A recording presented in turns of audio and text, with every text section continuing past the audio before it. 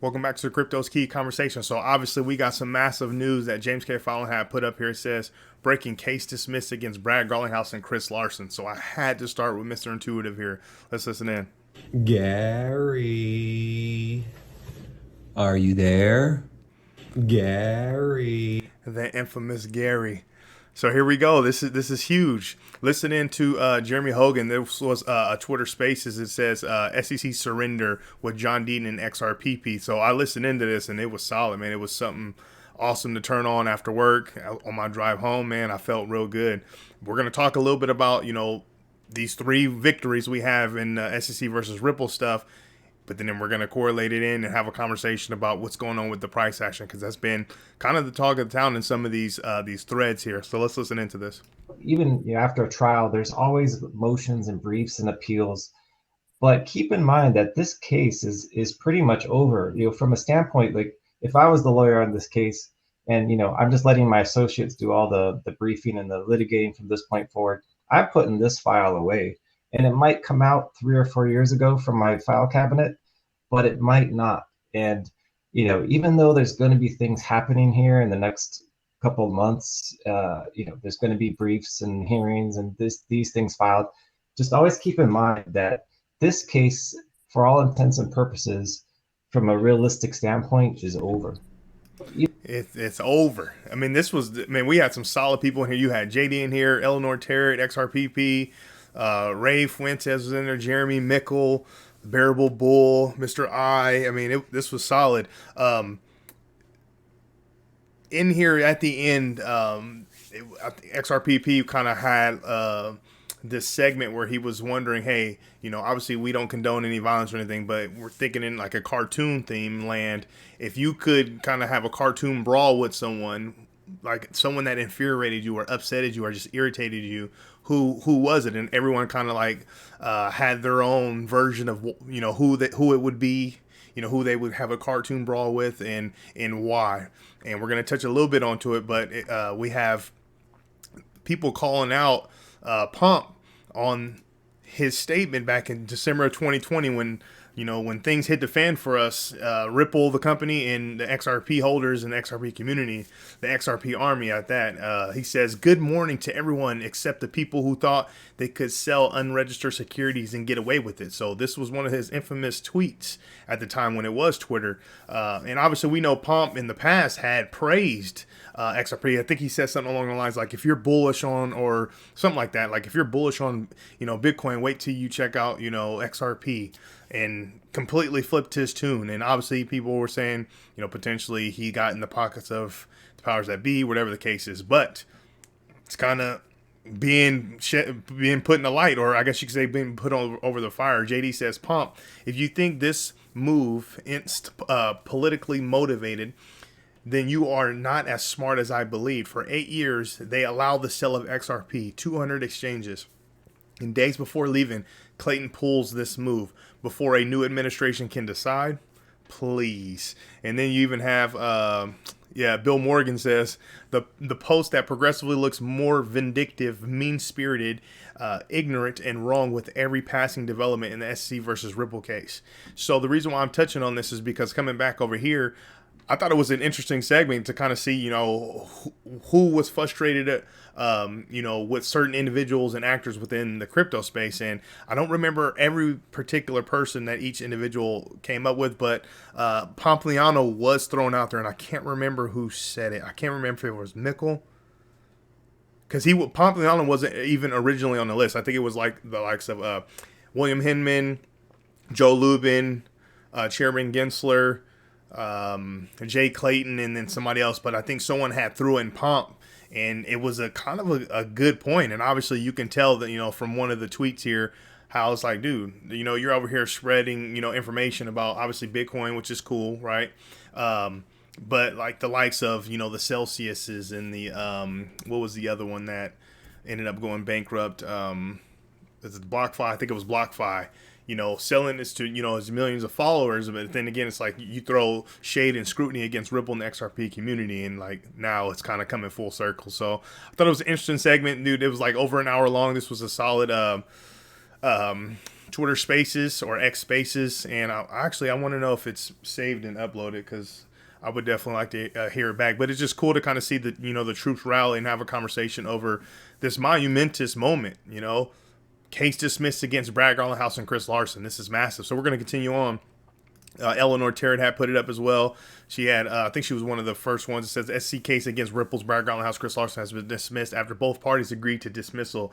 This means there will be no trial in April of next year, which is huge. And then she goes, the SEC has declined comment. So she had mentioned Chairman Gensler in her cartoon brawl because he declines interviews. Like, he won't give an interview, which is kind of interesting. Of course he doesn't want to give an interview to Ellie.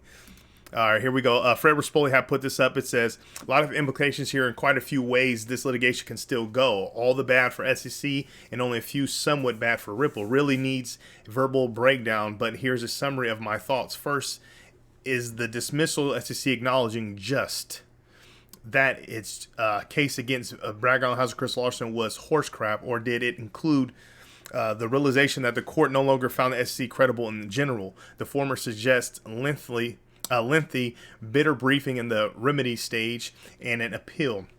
The latter suggests a final settlement is at hand. So there's been people speculating, what if the settlement, is some astronomical number, right? But they were saying, hey, at this point, they could just say, hey, we're willing to pay this. If you're willing to allow, this secondary sales going forward, obviously XRP is in the security, but we can, sell to, in a sense, we'll just say kind of just for terms of this video, whoever we want, without being scrutinized or being attacked or being, throwing a lawsuit at us. And I forgot what another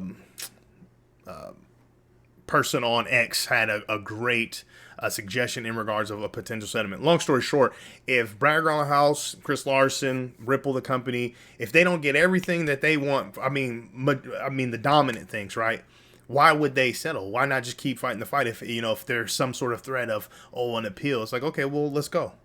We know it's going to hurt. It's going to take some time, but let's go. I'm thinking more along the lines of if it is, it's going to be some sort of final settlement. It says, considering that, while I understand exactly how Brad Garlinghouse and Chris Larson felt while being sued and would want to end it as soon as possible, it's crystal clear they would win the lawsuit and expose the SEC. So why agree to voluntarily dismiss, even with prejudice, without more? Makes me lean towards a prediction that a final settlement with Ripple is more than likely an option. While the letter states the parties are conferring on a remedies briefing schedule, my guess is settlement amounts of flying back and forth between the lawyers as I type. This is all kind of going in line, as in, obviously we seen Chairman Gensler in a video that I put up. Did I put it up yesterday? I know it's been flying around a lot of other creators, but he's completely changing his tune. He's a different chairman. He went from being this big bad wolf to where he's kind of like has his tail between his legs at this point. And obviously his puppet masters are telling him, hey, you're getting ready to approve the spot Bitcoin ETF. Now you have, these 3 L's against, Ripple, the company. Then you have the loss against Grayscale, and they didn't want to appeal that particular part of their lawsuit. There's so many things going against them. It's just taking L after L. Maybe it's all part of the plan. Maybe that's how it was supposed to be orchestrated. Who knows? But it's crazy how things are kind of just like one after another. That whole ripple effect, no pun intended there. But that's kind of how it is.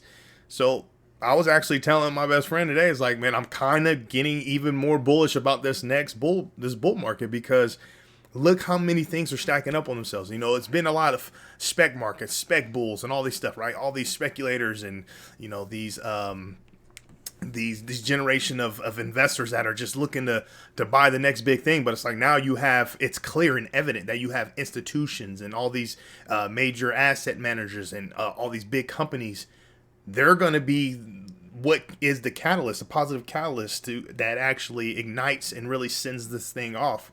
And then you have the rest of us, everyday investors just, throwing in what we can throw in. And it's just going to be a big euphoria and just compounding interest over time. So I'm really excited about how things kind of roll out for this next bull cycle. Hey, we're due. XRP community, we're due. I hodl other digital assets, but obviously, XRP being one of my favorite and one of my biggest holdings, man, we're due. We've definitely fought the good fight. We've held on strong. We have accumulated what we can accumulate. We stood strong, not just for the XRP community, but for the crypto industry in general. So we're definitely due. So we'll see.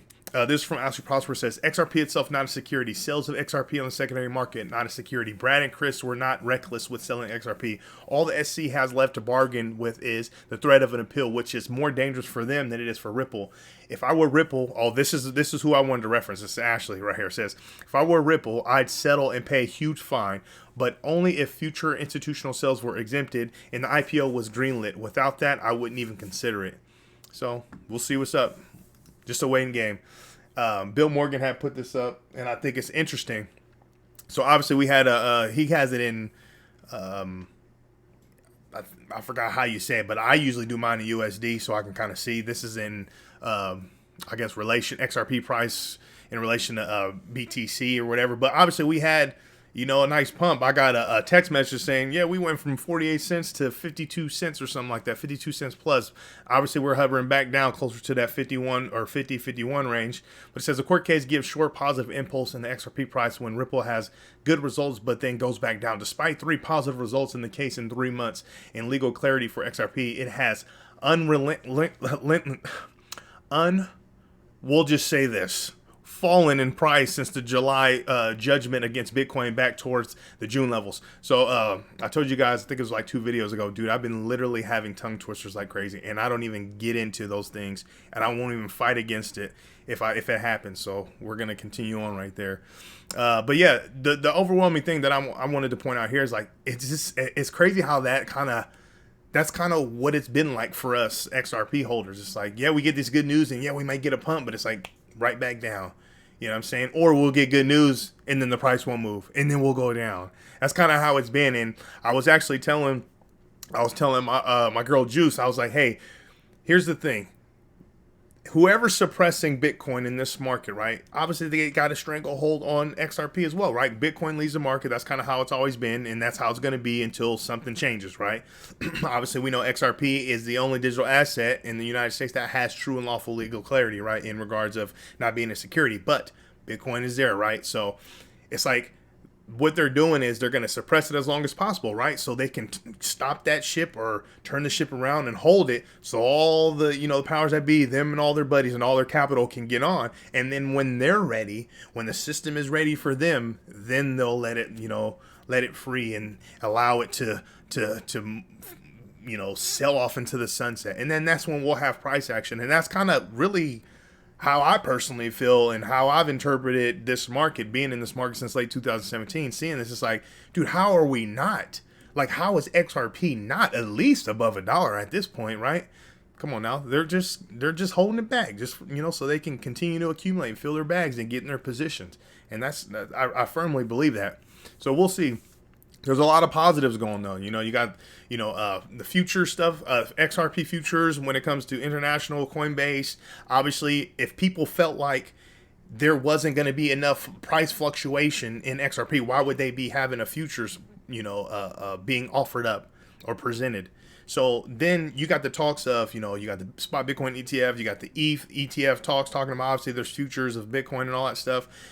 Well, how close is the XRP, ETF going to be?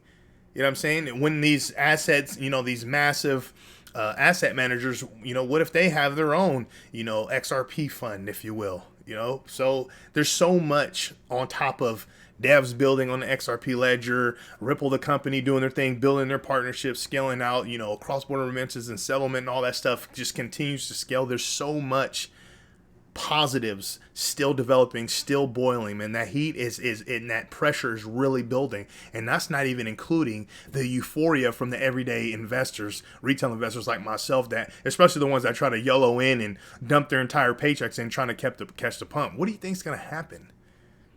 We'll see, though. That's just me speculating, but we'll see.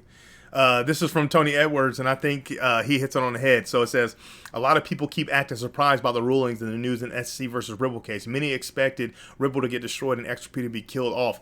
This viewpoint is is as a result of the following: one, bias because they hold a competing asset such as Bitcoin and Ethereum. They are not looking at the situation from a neutral standpoint. Two, underestimating how much SEC has to hide with the Bill Him and Ethereum free pass and other corruption. Three, lack of education on the situation, understanding the history of Ripple, XRP, and the crypto market as a whole. And that's just straight facts, man. I gotta love that one, actually, or like it.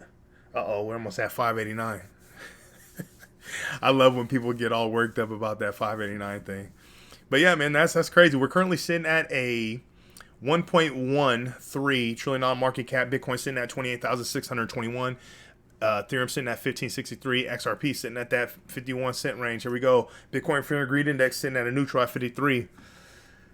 It's almost showtime, and I'm gonna keep saying it because I really feel it, man. Something's brewing, and that pressure cooker is, it ain't gonna be able to contain this thing for that much longer. So we'll see.